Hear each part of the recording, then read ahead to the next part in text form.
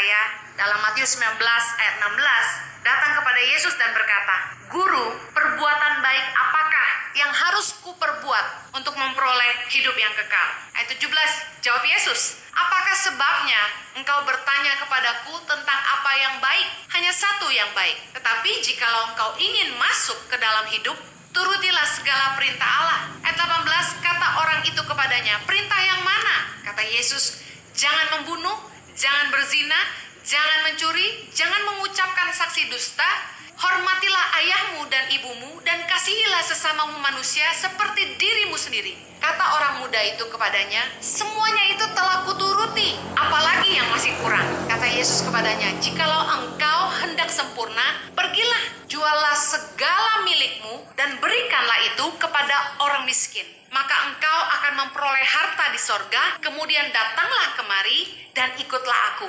Ketika orang muda itu mendengar perkataan itu, pergilah ia dengan sedih, sebab banyak hartanya. Saya ingin mengingatkan, agar di dalam hidup ini, jangan sampai kita melupakan apa yang paling penting.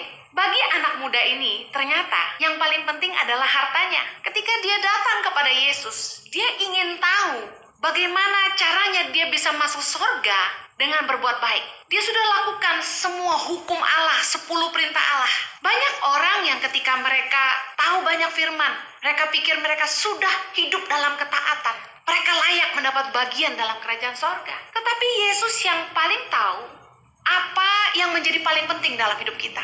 Kebanyakan manusia fokus hidupnya mengejar harta. Perjuangan hidup orang dari kecil sampai tua, sekolah sungguh-sungguh. Supaya apa? Supaya jadi orang yang berhasil, sukses. Sukses itu apa? Jadi kaya. Setelah jadi kaya lalu apa? Ingin lebih kaya. Setelah sudah lebih kaya, harus bertahan kaya. Padahal perjuangan hidup manusia yang sesungguhnya bukanlah menjadi kaya. Perjuangan hidup kita yang sesungguhnya harusnya adalah bagaimana kita bisa masuk ke surga. Kita harus menikmati masa hidup kita di dunia ini. Tetapi kita nggak boleh melupakan bahwa pada akhirnya nanti kita harus mengakhiri hidup ini. Jangan hidup seolah hidup kita ini tidak ada akhirnya. Perjuangan kita yang sesungguhnya adalah untuk memperoleh mahkota abadi di kerajaan sorga. 1 Korintus 9 ayat 25 berkata, "Tiap-tiap orang yang turut mengambil bagian dalam pertandingan menguasai dirinya dalam segala hal. Mereka berbuat demikian untuk memperoleh suatu mahkota yang fana. Tetapi kita untuk memperoleh suatu mahkota yang abadi." Dalam hidup ini, kita berjuang untuk menyenangkan Tuhan. Kita ingin melakukan segala cara supaya kita memperoleh hidup yang kekal. Makanya kita rajin berdoa, baca firman, melayani, menabur. Karena kita ingin setelah kita selesai nanti, kita semua mendapat bagian dalam kerajaan sorga.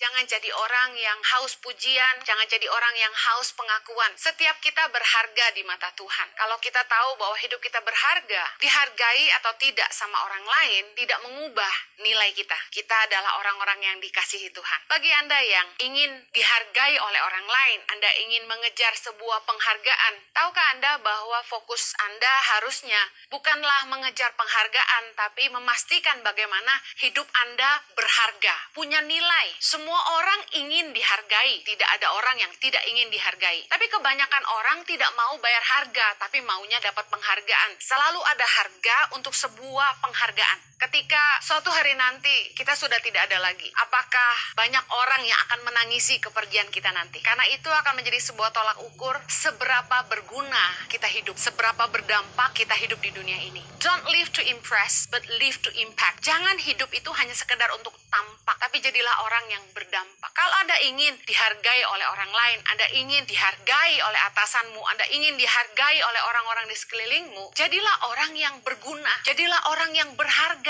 yang hidupnya bermanfaat bagi orang banyak. Kebanyakan orang hanya mengejar penghargaan, tapi banyak orang yang tidak mengerti bagaimana mengejar nilai sehingga hidupnya jadi berguna, jadi berdampak, dan jadi berharga bagi banyak orang. Saya percaya bahwa hidup ini bukan hanya untuk kaya, tapi untuk berkarya. Jangan hanya sekedar mengejar kekayaan, tapi Tapi pastikan kita berkarya nyata di tengah-tengah kehidupan kita. Percuma kaya kalau kita nggak berguna. Kalau kita ingin belajar jadi orang yang nggak munafik, pastikan hidup kita jadi teladan. Ketenaran dan jabatan memiliki tanggung jawab atas hidup banyak orang. Ketika kita ingin jadi yang terbesar, paling dikenal, punya jabatan yang tinggi, ada sebuah tanggung jawab yang mengikuti bahwa kita bertanggung jawab atas hidup orang banyak. Ketika Tuhan memberikan kepercayaan yang besar untuk memperoleh sebuah ketenaran atau jabatan, bahkan kekayaan, kita harus sadar bahwa ada tanggung jawab yang besar yang mengikuti itu. Memastikan hidup kita jadi teladan buat orang-orang yang mengikuti kita. Banyak orang yang punya jabatan, ketenaran, dan kekayaan tidak sadar bahwa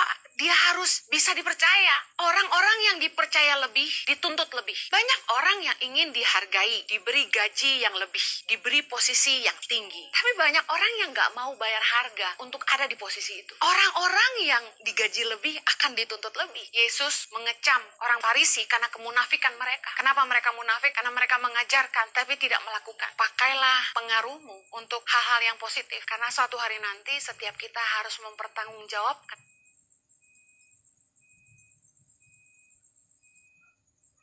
kepada Tuhan. Kejarlah pujian dari Tuhan, bukan dari manusia. Apalah artinya pujian dari manusia? Jangan cari penghargaan dari manusia. Carilah pujian dari Tuhan, karena itu jauh lebih berharga. Pada akhirnya yang akan menilai hidup kita adalah Tuhan dan bukan manusia.